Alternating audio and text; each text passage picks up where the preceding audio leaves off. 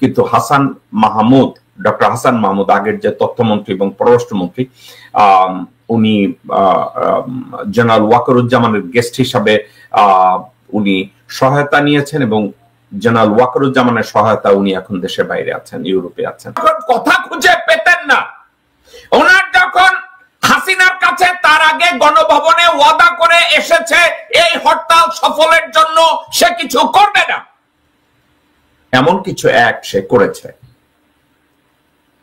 যেখানে একত্র হয়েছে। হাসিনাকে বলছে ওকে আমাকে গর্তে উঠে নিয়ে যান, আমার রেস্ট করা দরকার, আমি এগুলো আর নিতে পারতেছি না। এই কাজগুলো কে কে করেছে? মির্জা ফখরুল করেছে, মির্জা আব্বাস করেছে, আমানুল্লাহ আমান করেছে, আমির খসরু মাহমুদ করেছে, ইকবাল হোসেন টুকু করেছে, রুমিন ফারহানা তো করে না একবারের। সেনাপ্রধান জেনারেল ওয়াকারুজ্জামানের সহায়তায় নাকি হাসান মাহমুদ সাবেক তথ্যমন্ত্রী তিনি বাংলাদেশ থেকে চলে গিয়েছেন এবং এই তথ্য দিয়েছেন তিনি। পাশাপাশি কিছু আলোচনা করেছেন বিএনপির আরেকজন নেতা ফজলুর রহমান। তো ফজলুর রহমান আসলে কে, তিনি কি প্রকৃতপক্ষে বিএনপির লোক কিনা সেই বিষয় নিয়ে এবং কিছু গুরুত্বপূর্ণ তথ্য দিয়ে তিনি আলোচনা করেছেন। তার আলোচনা অত্যন্ত গুরুত্বপূর্ণ। আলোচনা শুনলে সমসাময়িক অনেক বিষয়ের প্রশ্নের উত্তর পেয়ে যাবেন। উপরে বেস করে কিছু বিষয় আমি একটু কথা বলবো। হিস্ট্রিক্যালি কিছু কথা বোরিং, কিন্তু বোরিং হলেও এই সাবজেক্টগুলোকে আমরা অ্যাভয়েড করতে পারি না। যে বিষয়গুলোর ভিতরে কয়েকটা ইম্পর্টেন্ট বিষয় গত 2-3 দিন ধরে আমি চিন্তা করেছি আপনাদের সাথে আমি কথা বলবো, বাট কোন একটা না জানা কারণে সময় স্বল্পতার জন্য আপনাদের সাথে আমার কথাটা বলা হয়ে ওঠে না। তো আমি ওই বিষয়গুলো আজকের যদি আমি কভার করতে পারি, এবং এই কভারের পাশাপাশি আরো একটা কাজ আমি করতে চাচ্ছি, সেটা হচ্ছে আপনাদেরকে আমি গতকালকে ওয়াদা করেছিলাম যে আপনাদেরকে আমি লাইভে এসে আপনাদের সাথে আমি কথাবার্তা শেয়ার করব, কিন্তু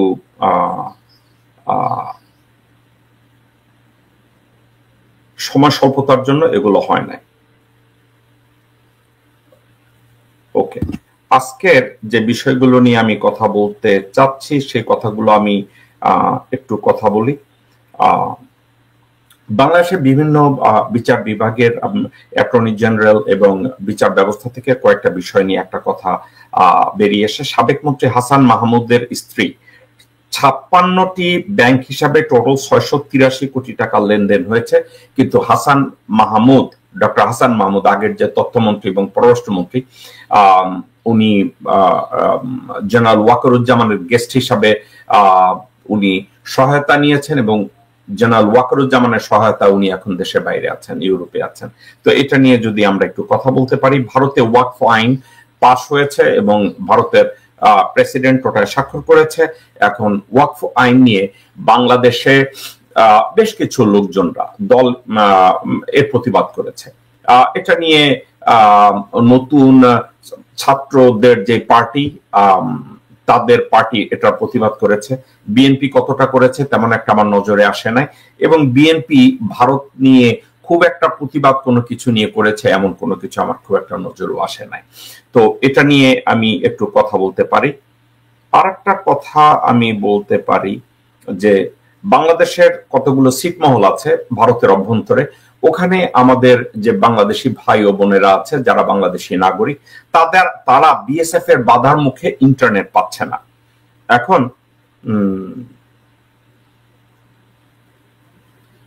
বাংলাদেশের অন্তর্বর্তীকালীন সরকারের আইন উপদেষ্টা আসিফ নজরুল ভারতের ওয়াকফ আইন নিয়ে একটা কথা বলেছে। তো এই সাবজেক্টটা নিয়ে আসিফ নজরুল হঠাৎ এ ধরনের ভূমিকা নিল, ভালো, এটা নিয়ে আমি একটু কথা বলতে চাচ্ছি।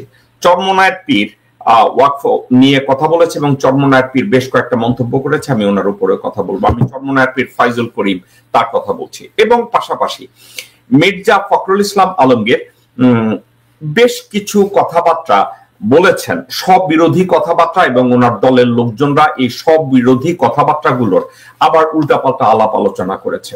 দর্শকবৃন্দ, একটা সাবজেক্ট একটু চিন্তা করে দেখেন। যখন হাসিনা শেখকে গত 17 বছর ক্ষমতায় ছিলেন, তো 17 বছর ক্ষমতায় থাকাকালীন বিএনপির যেসব কথাবার্তাগুলো ছিল, বিএনপির যে অ্যাপ্রোচ ছিল, আপনাদের মনে আছে 14 নির্বাচনের পরে, নির্বাচনের পরের দিন বিএনপির কেউ আর রাস্তায় খুঁজে পাওয়া যায় না আন্দোলন করার জন্য, তারা খুঁজে পাওয়া যায় না। আচ্ছা, তারপরে 18 নির্বাচনের পরে তাদেরকে আর খুঁজে পাওয়া যায় না, বলছে যে নির্বাচন তো হয়ে গেছে, তাদের এখন 4 বছর বা 5 বছর ক্ষমতায় থাকবে। আচ্ছা, তো সেখানে যদি তারা কোনো কথা বলে না থাকে, তারপরে বেরিয়ে আসেন যে তারা বলেছে 24-এর নির্বাচনে তারা নির্বাচনের পরে চুপ হয়ে গেছে। পরিস্থিতিটা তাই, নির্বাচন হয়েছে, কোনো বাধা নাই, নির্বাচনের পরে তাদেরকে গভর্নমেন্ট করতে দিয়েছে। আচ্ছা, এটা নিয়ে আমি লোকজনদেরকে বলতে শুনেছি বিএনপি একটা আর্টিফিশিয়াল আন্দোলন করেছে। এই আর্টিফিশিয়াল আন্দোলনটার নেতৃত্ব দিয়েছে মির্জা ফখরুল ইসলাম আলমগীর, মির্জা আব্বাস, আব্দুল আওয়াল মিন্টু এবং আমির খসরু মাহমুদ, সামাও বায়েদ, রুমিন ফারহানা, এসব লোকজনরা একটা আর্টিফিশিয়াল আন্দোলন করেছে এবং এই আন্দোলনটা তারা নিজেরাই চায় না সফল হোক। আজকে বিএনপি নির্বাচনের জন্য জনগণের সাথে কন্টিনিউয়াসলি মিথ্যা কথা, একটার পর একটা মিথ্যা কথা বলে যাচ্ছে। এত মিথ্যা কথা বলছে মির্জা ফখরুল, এখন খেই হারায় ফেলায় যে 2 দিন আগে কি বলছে এবং আজকের কি বলছে। মির্জা আব্বাসের মতো লোকজনরা ভুলে যায় গতকালকের কি বলছে এবং আজকের কি বলছে। আমির খসরু মাহমুদরা ভুলে যায় গতকালকের কি বলছে, আজকের কি বলছে। অত্যন্ত মিথ্যাবাদী যারা, এই লোকগুলো কি করে, গতকালকের কি বলছে আজকে ভুলে গেছে। তো যে দল তাদের চেয়ারপারসনের মুক্তির জন্য একবার রাস্তায় নামে নাই, যেই দল চেয়ারপারসনকে মিথ্যা একটা মামলায় হাজতে ঢুকানো হয়েছে, এর প্রতিবাদে একটা হরতাল করতে পারে না, একটা আন্দোলন করতে পারে না, সেখানকার নেত্রীরা আজকে বলে বিএনপি যদি একটা হরতাল দেয়, বিএনপি যদি এখন একটা হরতাল দেয়, অর্থাৎ নেরিকুত্তা কি করে জানেন, বলে তুই পায়খানার কাছে আসিস। নেরিকুত্তাদের চরিত্র এইটা, তারা কোথাও বাঘা কুত্তা দেখলে কামড় দিতে পারে না, কিন্তু নেরিকুত্তারা বলে তুই আবার পায়খানার সামনে আসিস। আজকে বিএনপি কিছু নেতা নেত্রীদেরকে বলতে শোনা যায়, এই মুহূর্তে যদি আমরা একটা লড়াম দেই, একটা অবরোধ দেই, তারা হরতালের ভয় দেখায়, অথচ তাদের নেত্রী ছিল হাজতে। অন্যায় না করে, কোন অন্যায় করে না বেগম খালেদা জিয়া, কোন অন্যায়ের সাথে উনি জড়িত ছিলেন না। 3 বারের প্রধানমন্ত্রী, বিএনপির চেয়ারপারসন, তারা যাদেরকে নেত্রী বলে, সেই নেত্রী অন্যায় ভাবে হাজতে আছে, এই হাজতে থাকাটাকে তারা মেনে নিয়েছে। কেন জানেন? মির্জা আব্বাস বলছে আমি হরতালের লোক দেব না, সাদেক হোসেন খোকা বলছে আমি হরতালের লোক দেব না, আমির খসরু মাহমুদ চট্টগ্রামে বসেছে আমরা হরতাল করার জন্য নামবো না, এবং আব্দুল আওয়াল মিন্টু বলেছে হরতাল করার জন্য, কর্মসূচির জন্য আমি পয়সা দেব না। আর মোহাম্মদ সালাম আমেরিকায় উঠেছে, আলহামদুলিল্লাহ। তো এই দল এখন বলে যে জনগণের মুক্তি আনবে, জনগণের অধিকার আদায় করবে। আপনাদেরকে বলেন একটা নির্বাচন দিলে সংস্কার করবে জনগণের প্রতিনিধি। দর্শকবৃন্দ, আপনারা কি যাদের সামনে বিএনপির বিএনপির কর্মী, বিএনপির নেতা, বিএনপির সমর্থক, আপনারা কি একবার আপনাদের নেতাদের জিজ্ঞাসা করেছেন যে জনপ্রতিনিধিরা সংস্কার করবে, তাই না? তাহলে গত 2 টার্মে আপনারা কি করছেন? কোন একটা বলেন, একটা মাইলস্টোন সংস্কার আপনারা করছেন, ওই সংস্কারটার কথা বলেন। মির্জা ফখরুল ইসলাম আলমগীরকে জিজ্ঞাসা করেন আপনারা কি সংস্কার করছেন। আরে ভাই আপনারা কি সংস্কার করবেন? যেই দল তাদের চেয়ারম্যানকে বিনা বিচারে হাজতে ঢুকিয়ে টর্চার করেছে, মেরে ফেলার ষড়যন্ত্র করেছে, তাকে বের করতে পারে নাই। এখন তারা বলে নির্বাচন দেন, আমরা নির্বাচন হইলে ক্ষমতায় যাও, নির্বাচন হইলে আমরা সংস্কার করব। আমাদেরই একমাত্র অধিকার আছে সংস্কার করার। আপনারা মির্জা ফখরুল ইসলাম আলমগীর, আমির খসরু মাহমুদ যখন লোকজনের সামনে গিয়ে বলে আমরা সংস্কারের কর্মসূচি, আমরা তো সংস্কার দিয়েই দিছি, আপনারা কেউ আমির খসরু মাহমুদকে জিজ্ঞাসা করছেন? তলপির ঘরের তলপি, হুবরির ঘরের হুবরি, তোর দ্বারা কি সংস্কার সম্ভব? বেগম জিয়া হাজতে পচে মরেছে বছরের পর বছর, তুই এর প্রতিবাদে কি করতে পেরেছিস? তুই তো পেরেছিস অমিত শাহের পেশাব খাওয়ার জন্য মাথাটা নোয়াইয়ে দিছিস চেয়ারে বসা। এর বাইরে কি তুই কিছু করেছিস? মির্জা ফখরুল বলে সংস্কার তো আমরা করব, আমরা সংস্কার তো দিয়ে দিছি 31 দফা। তোর এই আজকের আমি চিন্তা করেছি আপনাদের সামনে এই আজকের গালিগালাজ করব না। সংস্কার কর্মসূচি দিয়েই দিছে, আমরা তো সংস্কার কর্মসূচি 31 দফার মধ্যে দিয়ে দিছি। দর্শকবৃন্দ, এর ভিতরে আরেকটা জিনিস চিন্তা করে দেখেন। মির্জা ফখরুল, মির্জা আব্বাস, আমির খসরু মাহমুদ, আমানুল্লাহ আমান, সামাও বায়েদ, ইকবাল হোসেন টুকু, সালাউদ্দিন, এদের কাউকে বলতে শুনেছেন জেনারেল ওয়াকারকে নিয়ে তারা একটা কথা বলে? একজনকে শুনেছেন? আপনারা একটু টার্গেট করে দেখেন ওনারা জেনারেল ওয়াকারকে নিয়ে একটা কথা আপনাদের সামনে বলেছে কিনা। বলবে না? ইন্ডিয়ার আত্মীয়, শেখ পরিবারের আত্মীয়, তাকে নিয়ে কি কথা বলা যায়? বিএনপির এটা শোভা পায়?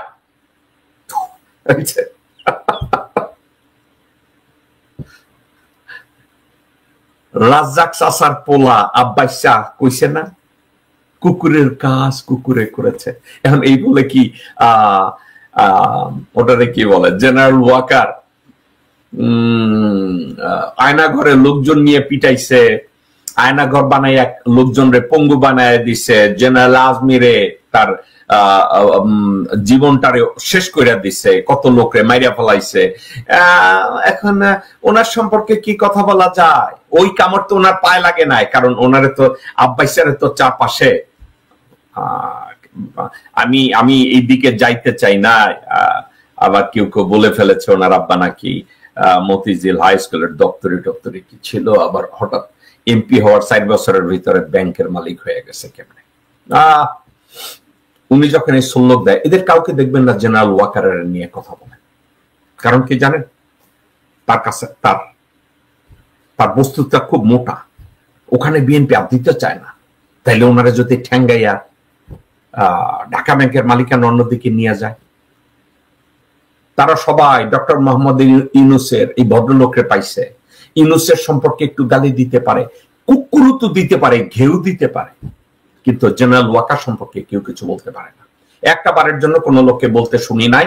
বাংলাদেশের মীর জাফর যে বিডিআর পিলখানা হত্যা থেকে শুরু করে আজ অবধি প্রত্যেকটা মুহূর্তে মিথ্যা কথা বলে, ধর্ম নিয়ে ভণ্ডামি করে, নামাজের ইমামতি করে, কুত্তার বাচ্চার দেশে গিয়ে তা ক্যান্টনমেন্টে ঢুকে আর্মির ভিতরে ডিভিশন তৈরি করে। কেউ তাকে নিয়ে কথা বলে না। একজন রাজনীতিবিদকে দেখি না। তাদের টার্গেট কে? ডক্টর মোহাম্মদ ইউনূস। ডক্টর মোহাম্মদ, আপনারা কি কখনো শুনেছেন মির্জা ফখরুল একবার বলেছে? একবার মির্জা ফখরুল বলেছে আমি ভারতের প্রতি নিন্দা জানাই, আমার দেশের লোকজনকে গুম করেছে? একবার মির্জা ফখরুলের মুখে শুনেছেন মির্জা ফখরুল বলেছে যে গুম করেছে? শুনেন নাই।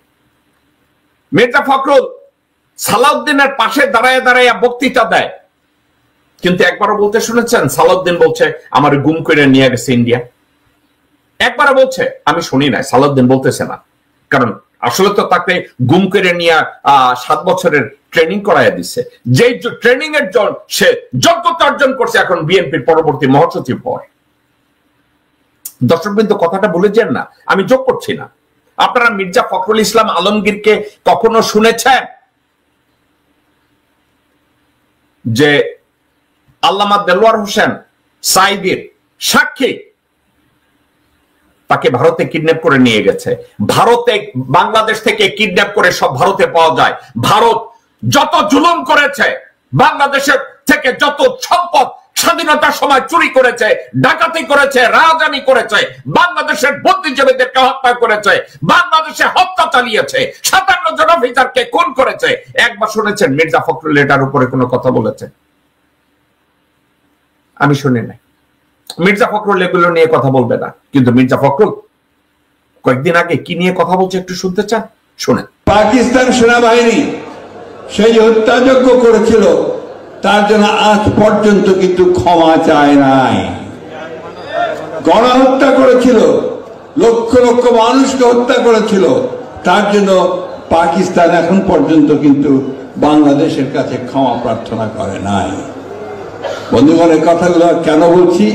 কারণ এখন পরিবেশ তৈরি হয়েছে, কিছু কিছু মানুষ, কিছু কিছু দল, কিছু কিছু গোষ্ঠী একটা বোঝানোর চেষ্টা করছেন যে 71 কোনো ঘটনাই ছিল না। মির্জা ফখরুল ইসলামের বাবা 1971-এর রাজাকার, সেই ঠাকুরগাঁ জেলার শান্তি কমিটির নেতা ছিলেন এই মির্জা ফখরুল ইসলামের বাবা মির্জা রুহুল আমিন।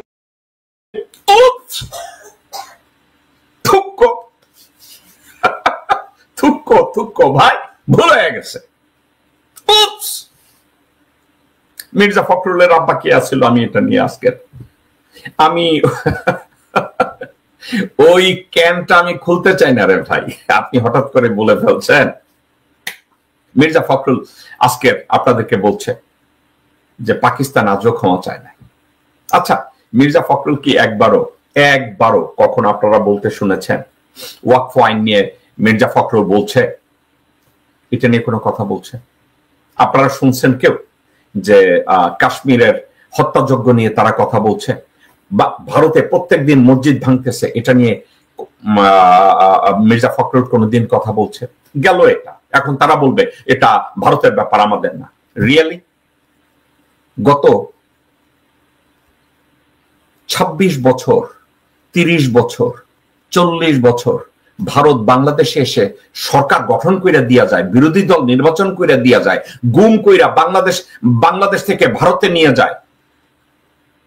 বাংলাদেশের পররাষ্ট্রমন্ত্রী, প্রধানমন্ত্রী কোথায় কি হবে এগুলো বলে দেয়। বাংলাদেশের বুকে তাদের মিলিটারি সরঞ্জামাদি যায়। এই বিএনপি লোকজনদেরকে গুম করে ভারতে নিয়ে গেছে। মির্জা ফখরুল কোনদিন কি কোনো কথা বলেছে? একটা দিন কোনদিন কথা বলে নাই। আরো একটা কথা, তারেক রহমান আর বেগম জিয়া তাদেরকে কি কোনোভাবে কেউ হানি ট্র্যাপ বা মানি ট্র্যাপ করে রেখেছে, বা মির্জা ফখরুল রেখেছে যে এই বুড়ো হাবড়া, যার হওয়া উচিত একটা প্রাইমারি স্কুলের টিচার, তাকে কেন এখনো এই মহাসচিব গত 17 বছরের ব্যর্থ, ইনডিসিসিভ, কনফিউজড, অসৎ, মিথ্যাবাদী একটা খাটাসকে এখনো মহাসচিব করে রেখেছে? এক খাটাস আজকের এক কথা বলে, কালকের আর এক কথা বলে, মিথ্যা কথা বলে। এই খাটাস কোনদিন একটা বারের জন্য বলে না যে ভারতের যে কর্ম করেছে বাংলাদেশের অভ্যন্তরে, বুদ্ধিজীবী হত্যা থেকে শুরু করে গুম খুন ধর্ষণ থেকে বাংলাদেশের রাজনীতিকে অস্থিতিশীল করে সার্বভৌমত্বকে জাহান্নাম করার জন্য মির্জা ফখরুলের কাছ থেকে আমরা কোনোদিন কোনো কিছু শুনি নাই, একবার শুনি নাই। মির্জা ফখরুল এটা নিয়ে কোনো কথা বলবে না, কারণ মির্জা ফখরুল ভারতের প্রপোনেন্ট, ভারতের তাবেদার হওয়াটাকে মির্জা ফখরুল পছন্দ করে। দর্শকবৃন্দ, মির্জা ফখরুলকে যখন দ্বিতীয়বারের জন্য মহাসচিব ডিক্লেয়ার করা হয়, তখন আমার কাছে কিছু তথ্য আছে, যে তথ্যগুলো আজকের আবিষ্কার করার জন্য, আপনাদের সামনে বসার জন্য, বলার জন্য আমি তৈরি না, কিন্তু আমি বলবো। বেগম জিয়া তাকে রীতিমতো ব্ল্যাকমেইল করা হয়েছে এই মির্জা ফখরুলকে মহাসচিব করার জন্য। এবং গত একটা কথা একা একা চিন্তা করে দেখেন, একটা লোক দলের মহাসচিব হিসাবে একটা আন্দোলন ঠিক মতো করতে পারে না। জীবনে কোনোদিন শুনেছেন একজন জেনারেল যুদ্ধ করতে গিয়ে যুদ্ধের ময়দানে সোলজারদের দিকে ঘুরে কয় এখন কি করব? এই মির্জা ফখরুল ওই লোক। ঢাকা মহানগরী সমাবেশে, পল্টন অফিসে লক্ষ লক্ষ মানুষের সামনে, পুলিশের সামনে সে অন্যান্যদের দিকে তাকায় বলছে এখন কি বলবো। এই মির্জা ফখরুল, উনি যখন কথা খুঁজে পেতেন না, ওনার যখন হাসিনার কাছে তার আগে গণভবনে ওয়াদা করে এসেছে এই হরতাল সফলের জন্য সে কিছু করবে না, এমন কিছু এক সে করেছে। যেখানে একত্র হয়েছে, হাসিনাকে বলছে ওকে আমাকে গর্তে উঠে নিয়ে যান, আমার রেস্ট করা দরকার, আমি এগুলো আর নিতে পারতেছি না। এই কাজগুলো কে কে করেছে? মির্জা ফখরুল করেছে, মির্জা আব্বাস করেছে, আমানুল্লাহ আমান করেছে, আমির খসরু মাহমুদ করেছে, ইকবাল হোসেন টুকু করেছে, রুমিন ফারহানা তো করে না একবারের জন্য, কারণ তাকে গ্রেফতার করা হবে না, এটা আওয়ামী লীগ জানে। রুমিন ফারহানার কাজ ছিল আওয়ামী লীগের ইন্ডাস্ট্রিয়ালিস্ট ধনী ধনী তাদের ছেলে পান কারা আছে, বুড়া দামড়া কতগুলো আছে, তাদের সাথে প্রেম করা। হ্যাঁ, বিয়ে করার দরকার কি? আজকের এই অমুকের সাথে প্রেম করবে, অমুকের সাথে প্রেম করবে, অমুকের সাথে প্রেম করবে এবং টক শোতে এসে বলবে, সবার সাথে হা হা হি হি করবে। ঠিক আছে না? এখন তো আবার প্রতিজ্ঞা করেছে, হাতে ইস্কনের একটা ফিতা লাগাইছে, লাগাই এরকম এরকম করে। দর্শক বৃন্দ, আমি রাগ হয়ে বলছি না, গালি দিয়ে বলছি না। মির্জা ফখরুলের বা এই যে আমি যেসব লিডারদের কথা বলি না বিএনপির, আমি এদের বাসায় যদি পুলিশ রেড দেয়, কয়েক ডজন আওয়ামী লীগের নেতাদের পাবে, দুর্নীতিপরায়ণ এমপি এবং মন্ত্রীদের পাবে। রুমিন ফারহানার বাসায় পাবে, আমি 110% শিওর লোকজন পাবে। সামা ওবায়দের বাসায় রেড দেখ, কয়েকজন পাবে। সামা ওবায়দের মা শাহেদ ওবায়দের বাসায় রেড দেখ, কয়েকজন পাবে। মির্জা ফখরুলের বাসায় রেড দেখ, কয়েক ডজন পাবে। মির্জা আব্বাসের বাসায় রেড দেখ, কয়েক ডজন পাবে। আমির খসরু মাহমুদের বাসায় রেড দেখ, কয়েক ডজন পাবে। এদের বাসায় আওয়ামী লীগের এমপি মন্ত্রীরা লুকায় আছে। কারণ কি? গত 17 বছরে সফট আন্দোলন করেছে, আর্টিফিশিয়াল আন্দোলন করেছে।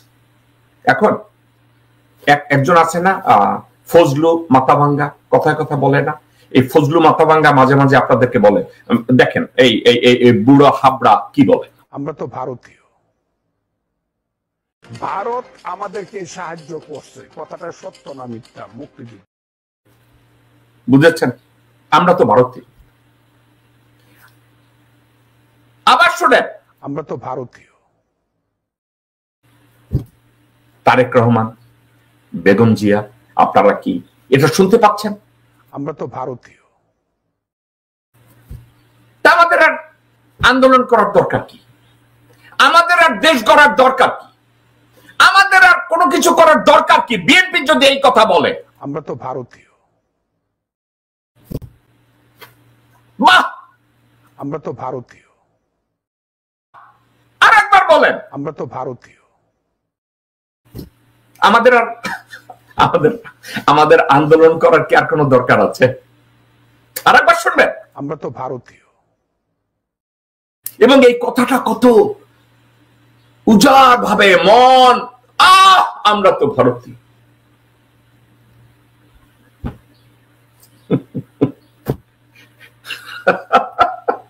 উনি এই লোক বেগম জিয়ার উপদেষ্টা, এই লোক বেগম জিয়ার উপদেষ্টা। এবং এই লোকরা তারেক রহমান রাত 3টায় কল করে। আমরা তো ভারতীয়।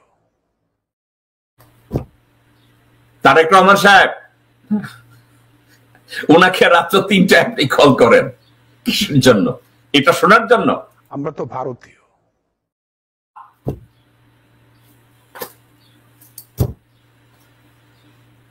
একে যদি কেউ রাস্তার মধ্যে পায়, জুতা দিয়া 10টা গইনা গইনা বাড়ি দেয়, এক একটা বাড়ির জন্য আমি 1 লক্ষ টাকা দেব যদি কোন মানুষ এই কুত্তার বাচ্চাকে একটা একটা করে বাড়ি দেয়। এই কুত্তার বাচ্চা যতবার বলবে আমরা তো ভারতীয়।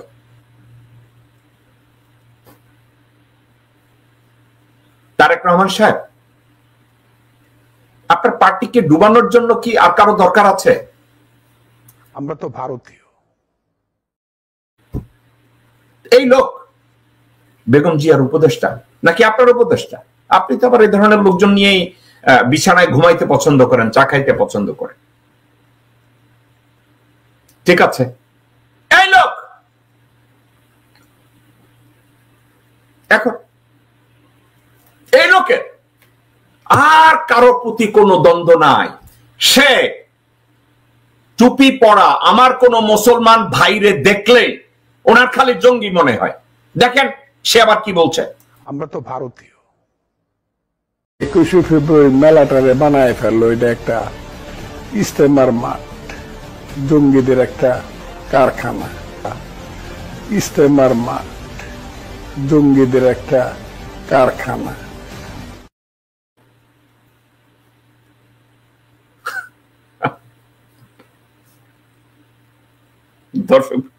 দর্শক বৃন্দ, 21শে ফেব্রুয়ারি যে বই মেলা, ওটাকে নাকি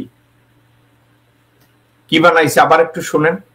21শে ফেব্রুয়ারি মেলাটারে বানায় ফেললো, এটা একটা ইস্তেমার মাঠ, জঙ্গিদের একটা কারখানা। ইস্তেমার মাঠ, জঙ্গিদের একটা কারখানা। দর্শকবৃন্দ, কোন সুস্থ মানসিকভাবে একজন মানুষের, যার প্রজ্ঞা আছে, যার চরিত্র আছে, যার দূরদৃষ্টি আছে, সে ধরনের একজন মানুষ 21শের বই মেলায় ওখানে যদি আমার মুসলমান ভাইরা টুপি পরে ওখানে যায়, ওটা দেখতে তাইলে ইস্তেমার মাঠ হয়ে যাবে। আর যদি হয় ইস্তেমার মাঠ, সেখানে উনি ভুলটা কি দেখে? আমি খুশি হব মাদ্রাসা ভাইরা যদি ওখানে যায়, গিয়ে বই পড়ে। What is the issue? ওটা জঙ্গির আক্রা কেন হবে? যে বই মেলার একটা দৃশ্য আপনারা দেখুন। ডক্টর ইউনূস যখন ছদ্মবেশে বই মেলায় আসে, তখন সাধারণ মানুষের ভিড় অন্যরকম, সবাই হতবাক হয়ে গেছে তাকে দেখে। যেই বই মেলায় আমাদের সর্বজন শ্রদ্ধেয় পিতৃতুল্য ডক্টর মোহাম্মদ ইউনূস যান, উনি এটাকে বানাইছে ইস্তেমার মাঠ, উনি বানাইছে এটা জঙ্গিদের আখড়া। ডক্টর ইউনূস যখন ছদ্মবেশে বই মেলায় আসে, তখন সাধারণ মানুষের ভিড় অন্যরকম, সবাই হতবাক হয়ে গেছে তাকে দেখে। আর এই ফজলু বলছে 21শে ফেব্রুয়ারি মেলাটারে বানায় ফেললো, এটা একটা ইস্তেমার মাঠ, জঙ্গিদের একটা কারখানা। ইস্তেমার মাঠ, জঙ্গিদের একটা কারখানা। দর্শকবৃন্দ কি বলবেন? এবার এ ধরনের লোকজনরা যদি বিএনপি করে, এ ধরনের লোকজনদের দ্বারাই যদি বিএনপি পরিচালিত হয়, এ ধরনের লোকজনরা যদি হয় বিএনপির চেয়ারপারসনের উপদেষ্টা, আমরা বিএনপির কাছ থেকে কি আশা করতে পারি? তারা আর্টিফিশিয়াল আন্দোলন করে, আর্টিফিশিয়াল স্লোগান দেয়, আর্টিফিশিয়াল কথা বলে, কিন্তু নিজের পকেটটা ভারী করে, ঢাকা ব্যাংক তৈরি করে, প্রতিদিন প্রতি মাসে 3.5 থেকে 4 কোটি টাকা আয় করে, নিজের ভাইনা কালুরে দিয়া রেলওয়ে নিয়ন্ত্রণ করে, রেলের জমির উপরে বাড়ি বানাইয়া ওখানে বসত বাড়ি বানায়া থাকে। ওনার আব্বা যদি দপ্তরিক ছিলেন তাতে কোনো দোষের কিছু নাই। ওনার আব্বা যদি ওই কাজের ফাঁকে পুরি বেচতেন এতেও দোষের কিছু নাই। আলহামদুলিল্লাহ সৎ কাজ করছেন। এখন মির্জা ফখরুল ইসলাম আলমগীর পাকিস্তান, ওটাকে কি বলে, পাকিস্তান মাপ চায় না, মির্জা ফখরুল এটা নিয়ে খুব মাথা খারাপ হয়ে গেল। কেন এটা হইল? এখন অনলাইন অ্যাক্টিভিস্ট সহ জনগণ, আমি বলছি না বিএনপির যে 90 যে লিডাররা আছে, যারা প্রেসিডিয়াম সদস্য, মহাসচিব, এইসব গাবররা, এই ধরনের ইতররা, এরা তো জনগণের পালস তারা বুঝে না। এখন যারা social activist, community activist, human rights activist, personally আমি তো কোনো অ্যাক্টিভিস্টই না, আমি হিউম্যান রাইটস এর উপরে কাজ করি রে ভাই। আমি যে কোনো একটা জায়গায় কথা বলতে গেলে জনগণের পালস আমি একটু দেখি, জনগণের সাথে কমিউনিকেট করি, জনগণ কোথায় কি করে এগুলো বুঝি, যার জন্য আমরা কি করি। সত্য, আমি সবসময় সত্য কথাটা যতটুকু জানি আপনাদের সামনে হাজির করার চেষ্টা করি। এখন যখনই আমরা এই কাজগুলো করি তখন মির্জা ফখরুলের মতো লোকজন, আব্বাসের মতো লোকজন, রুহুল কবির রিজভির মতো লোকজন, তারা আবার হঠাৎ করে কি করে জানেন? ছাতিটা ওই দিকে ঘুরে দেয়, আস্তে ছাতিটা অন্যদিকে ঘুরে দেয়। কিভাবে ঘুরায়? যে মুহূর্তে ডক্টর মোহাম্মদ ইউনূস বিমস্টেক মিটিং এ, সম্মেলনে নরেন্দ্র মোদীর সাথে দেখা করলো, তাদের দুইজনের বৈঠক হলো প্রথম, এবং এই বৈঠকটা একটা মাইলস্টোন।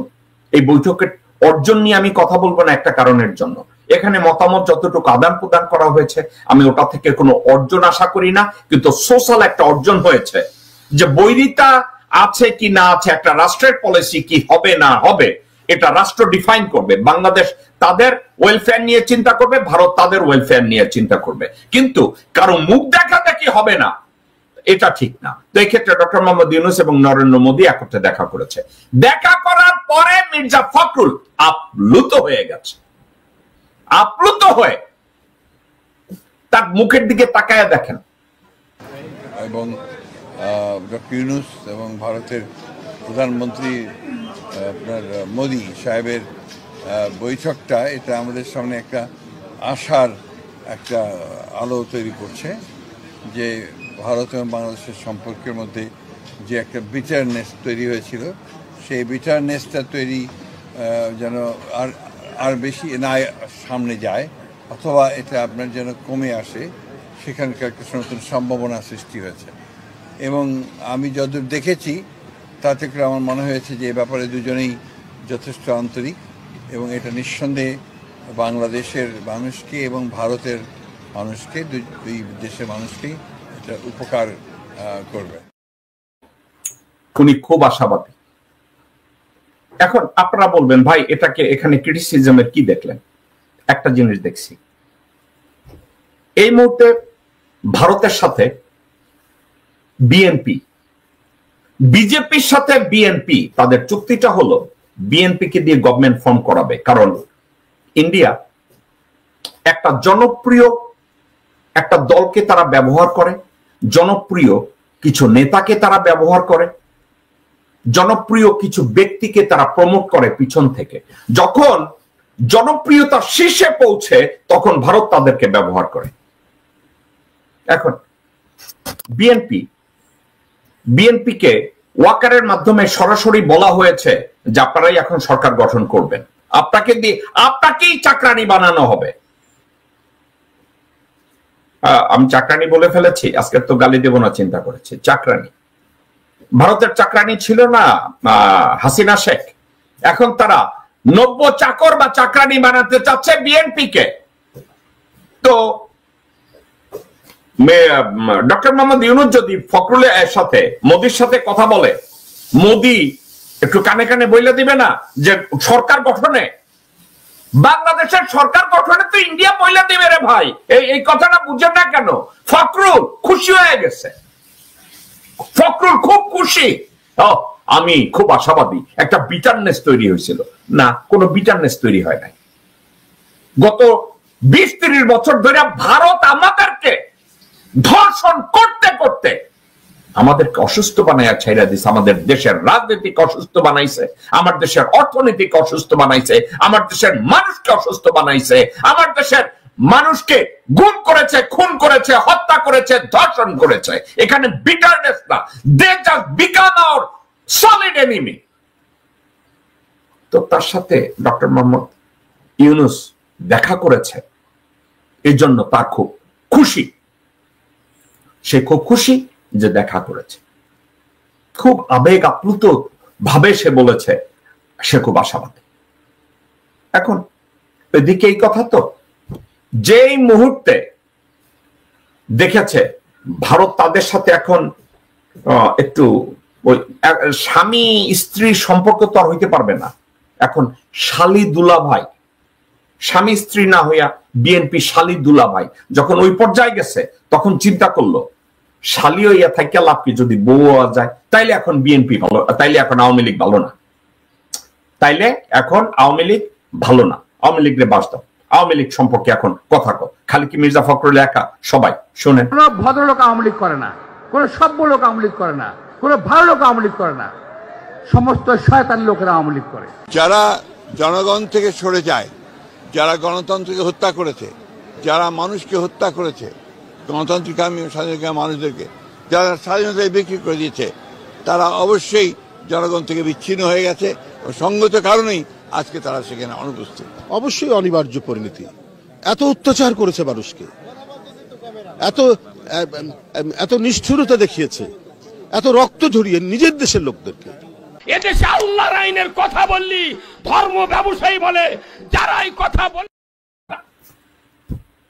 দর্শকবৃন্দ, what is the tricks? What is the tricks? তাইলে মির্জা ফখরুল, মির্জা আব্বাস, রুহুল কবির রিজভী, আওয়ামী লীগ এত খারাপ, গণতন্ত্রকে হত্যা করেছে, মানুষ হত্যা করেছে, এই করেছে সেই করেছে, তাহলে আওয়ামী লীগের বিচার চাইতেছে না কেন? আওয়ামী লীগের ব্যান করে দিবে, আওয়ামী লীগের ব্যান করার বিপক্ষে কেন? আপনি কি একবার শুনছেন হাসিনাকে অনতিবিলম্বে গ্রেফতার করে বাংলাদেশে এনে তাকে বিচার করা হোক? একবারও শুনেছেন তারা কি বলে? মির্জা ফখরুলের এটা নিয়ে কোনো গলাবাজি দেখেন? মির্জা আব্বাসের কোনো গলাবাজি দেখেন?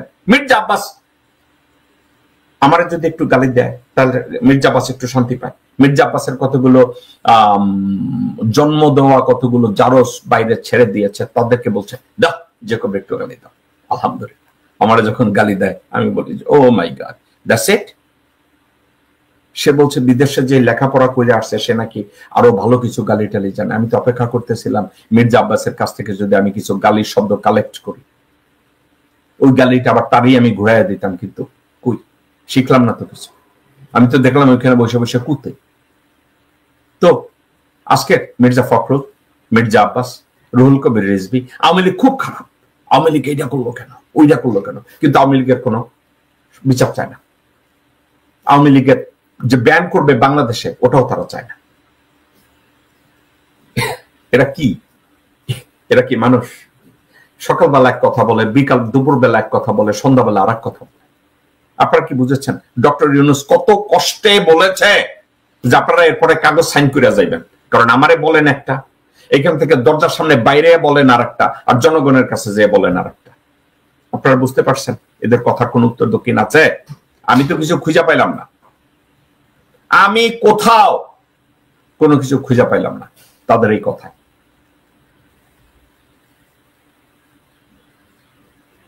ঠিক আছে, আমি একটু দেখতে চাইতেছি তাদের কথাবার্তায় এটা নিয়ে কি বলছে। একটা ভিডিও আমি দেখতেছি। ভারত আমাদের প্রতিবেশী, সবচেয়ে বড় প্রতিবেশী, আমাদের বন্ধু, আমাদের যুদ্ধের সময় 1971 যুদ্ধের সময় আমাদের সহযোগিতা করেছিল। ইতিমধ্যেই ভারতীয় উচ্চ পর্যায়ের জায়গায় তারা বাংলাদেশকে আক্রমণ করলে কি কি হতে পারে, দেশের অভ্যন্তরে, দেশের বাইরে, বাংলাদেশে আন্তর্জাতিক কি কি হতে পারে, তারা ইতিমধ্যে এটা নিয়ে গবেষণা শুরু করেছে। দর্শক আপনারা কি বুঝেন এই দলটার এই বিএনপি অথবা বিজেপি এদের এদের এদের এদের উত্তর বুঝেন? দক্ষিণ আমি বুঝি না, যদি আমাকে একটু বুঝতে সাহায্য করে। মির্জা ফখরুল বলে ভারত আমাদের বন্ধু, কার সাথে বলে? ভারত এই বলদের বাচ্চা বলছে আমরা তো ভারতীয়, বলছে এইটা। আর মির্জা ফখরুল কি বলছে? ভারত আমাদের প্রতিবেশী, সবচেয়ে বড় প্রতিবেশী। ভারত আমাদের প্রতিবেশী, সবচেয়ে বড় প্রতিবেশী, আমাদের বন্ধু, আমাদের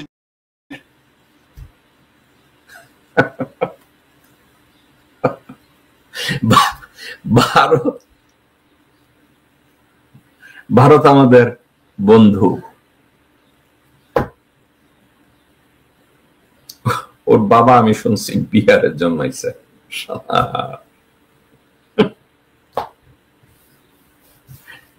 আমি আমি আমি খুঁজে পাই না।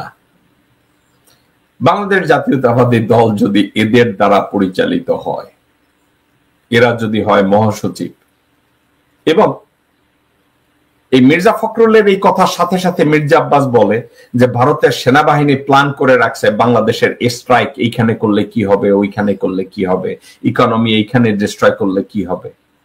আপনি একজনের কথা আরেকজনের কোনো উত্তর দক্ষিণ আপনারা কি খুঁজে পান কোথাও? আমি খুঁজে পাই না। আমি উত্তর দক্ষিণ খুঁজে পাই না। তো এদের মতো লোকজনরা যদি হয় বিএনপির সিনিয়র সদস্য, সিনিয়র একেবারে নীতি নির্ধারক, তাহলে ভাই এই দলটার কাছ থেকে আপনারা কি আশা করেন? আমি তো কিছু উত্তর দক্ষিণ খুঁজে পাই না। মির্জা ফখরুল এক কথা বলে, মির্জা আব্বাস এক কথা বলে, রুহুল কবির রিজভী এক কথা বলে, আমির খসরু মাহমুদ এক কথা বলে। বিএনপির তো একক কোনো কথা নাই। এর কথা কি জানেন? অর্থাৎ ধরেন 10টা হায়না আর একটা মাত্র শিকার, ওই শিকারটা হলো বাংলাদেশ। মির্জা ফখরুল একদিকে কামড়াইয়া টানে, মির্জা আব্বাস একদিকে টানে, আমির খসরু মাহমুদ একদিকে টানে, সামা ওবায়েদ আর একদিকে টানে, ইকবাল হোসেন টুকু একদিকে টানে, তাবিতাওয়াল একদিকে টানে, ইশাক আর একদিকে টানে। মধ্যে মরে যাচ্ছে আমার দেশ মাতা বাংলাদেশ। দর্শক কিন্তু আমার কোর্ট থেকে একটা কল এসছে, আমাকে একটু সময় দিবেন।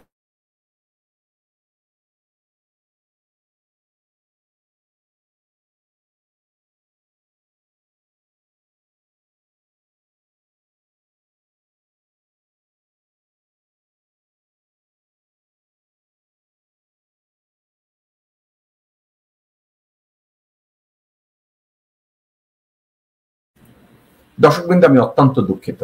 তো এখন এদের কারো কথা আমি যে বিএনপি নামক দলটার উপরে নির্ভর করব, আমি একটু নির্ভর করতে চাই, আমি তাদের একটু প্রশংসা করতে চাই, আমি বিএনপির নেতৃত্বের গুণাবলী নিয়ে আমি একটু কথা বলতে চাই।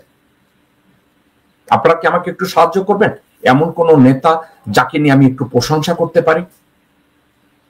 আপনারা কি আমাকে একটু একটা চরিত্রের কথা বলবেন যে আমি বিএনপির ওই নেতাকে নিয়ে একটু কথা বলবো? আমি একটু প্রশংসা করতে চাই রে ভাই, আমি তো বাংলাদেশের দালাল। আমি একটা লোকের প্রশংসা করতে চাই বিএনপির। একটা কেউ আছে যাকে আপনারা আমার সামনে একটু বলবেন? একটা নাম দেন ভাই, আপনারা একটা নাম দেন, একটা নাম লিখে দেন যে ভাই অমুকরে আপনি প্রশংসা করেন, একটা নাম দেন বিএনপি। দর্শকবৃন্দ, এরপরে আমি এক ভদ্রলোকের একটা কথা নিয়ে আমি একটু আপনাদের শোনাবো এবং তারপরে আমি আজকে শো শেষ করব।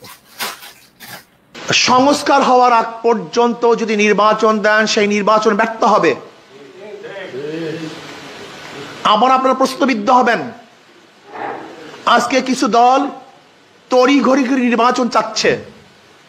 আপনারা কোথায় ছিলেন? 16 বছর পর্যন্ত আপনি কি করেছেন? কোথায় ছিলেন? কি আন্দোলন করেছেন? ঈদ কি আপনাদের এখনো যায় নাই? ঈদ কি আপনাদের শেষ হয় নাই? বারবার ঈদের জন্য আপনারা মানুষকে আশ্বস্ত করেছিলেন, ঈদের পরেই আপনারা। সৈয়দ ফয়জুল করিমের এই কথাটা, ঈদের পরেই বিএনপি আন্দোলন দেয়, এটা তো মির্জা ফখরুল, মির্জা আব্বাস সাদেক হোসেন খোকা, আব্দুল আওয়াল মিন্টু, এরা ঈদের পরে আন্দোলন দেয়। বেগম জিয়াকে ছোট করার জন্য, কষ্ট দেওয়ার জন্য, বিএনপির অধঃপতনের জন্য এরাই কাজ করেছে ঈদের পরে আন্দোলন। এখন একটা কথা, আমি সৈয়দ ফয়জুল করিমের একটা জায়গায় আমি সমালোচনা করেছি। ফয়জুল করিমকে ফিড করা হয়েছিল, হাসিনা মাগি বলেছিল যে আউয়াল দরবেশের বংশধর মুজিব শেখ। আর এই ফয়জুল করিম সাহেব হাসিনার এই কথাটাকে বিশ্বাস কইরা বরিশালের মেয়র হওয়ার জন্য উনি এই কাজটা করেছিলেন। এটা ছিল ওনার দোষ। লোভে পরে উনি এই কাজটা করেছিলেন। এখন আমার একটা কথা আছে ওনাকে নিয়ে। আমাকে কে যেন বলেছে বিশ্বাসঘাতক সাদেক হোসেন খোকার ছেলে ইশাক নাকি ঢাকার মেয়র হয়েছে। এখন ইশাক যদি ঢাকার মেয়র হয়ে থাকে, সংস্কার হওয়ার আগ পর্যন্ত যদি নির্বাচন দেন, সেই নির্বাচন ব্যর্থ হবে। এই সৈয়দ ফয়জুল করিম বরিশালে লেজিটিমেট ক্যান্ডিডেট হিসাবে সে ওখানে নির্বাচন করেছে এবং ওখানে সে লেজিটিমেট ভোটও পেয়েছে। তাইলে এই সৈয়দ ফয়জুল করিমকে কেন এখন বরিশালের মেয়র করা হবে না? আমি আসিফ নজরুলের দৃষ্টি আকর্ষণ করে বলবো, বরিশালে সৈয়দ ফয়জুল করিম সাহেব উনি মামলা করেছিলেন বা করেন নাই, এই সাবজেক্টের সম্পর্কে আপনি একটু খোঁজ খবর নেবেন। আমি মনে করি বরিশালের যে নির্বাচন হয়েছিল ওখানে আমি মনে করি সৈয়দ ফয়জুল করিমকে যেন মেয়র হিসাবে ওখানে বসানো হয়, কারণ সৈয়দ ফয়জুল করিম একজন লেজিটিমেট ক্যান্ডিডেট হিসাবে ওই নির্বাচনে অংশগ্রহণ করেছিল। যদি ইশাক ঢাকায় মেয়র হয় তাহলে সৈয়দ ফয়জুল করিমকে বরিশালের মেয়র হওয়া লজিক্যাল এবং it would be pragmatic decision. Doctor Asif Nazrul এই বিষয়টা আপনি খতিয়ে দেখবেন। আমি চাই সৈয়দ ফয়জুল করিমের মতো লোক যে নির্বাচন করেছিল তাকে ওখানে মেয়রের অফিসে বসানো হোক, এটা লজিক্যাল। দর্শকবৃন্দ, এই ছিল আমাদের শো। আমি আগামী বুধবার দিন অন্য কোনো বিষয় নিয়ে আপনাদের সামনে আলোচনায় আসব, নতুন কোনো বিষয় নিয়ে আপনাদের সামনে আসব। আমাকে আজকে সময় দেওয়ার জন্য আপনাদেরকে অনেক ধন্যবাদ। দর্শকবৃন্দ, অনেক সময় এই অভিযোগটা আপনাদের আছে আমার উপরে আপনাদের এই অধিকারটাও আছে আমাকে পরামর্শ দেওয়ার,